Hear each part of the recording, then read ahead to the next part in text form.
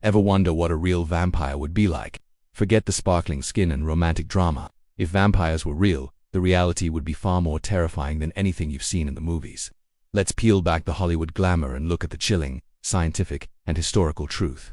First, let's talk about the hunt. A real vampire wouldn't be a charming aristocrat living in a castle. They'd be a master predator, a silent stalker honed by centuries of survival. Think of the most efficient hunters in the animal kingdom, like a leopard or a great white shark.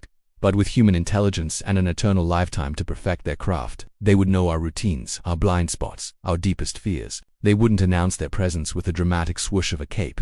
They'd be the shadow you don't even notice, the familiar face you trust, the reason someone simply vanishes without a trace. The scariest part, you'd never see them coming. Now, consider the biological horror. A vampire's body would be a walking paradox, a biological machine running on stolen life. How would it even function? Scientists have speculated that a retrovirus could be a plausible explanation, a virus that rewrites our DNA, making us dependent on blood for nutrients and cellular repair. This isn't just about fangs and a pale complexion. It's a complete hijacking of human biology. Their senses would be heightened to an unbearable degree. Every sound, every scent, every movement would be amplified.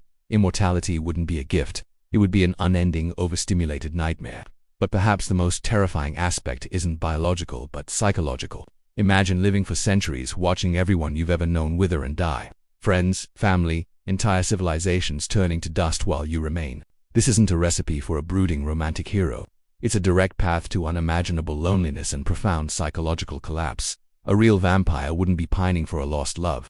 They'd be an entity completely detached from humanity, their empathy eroded by ages of loss and solitude. They would see us not as people, but as fleeting sources of food, like we see livestock. We would be utterly insignificant to them. And what about society? If even one vampire existed, it would change everything. The spread would be exponential, a silent pandemic.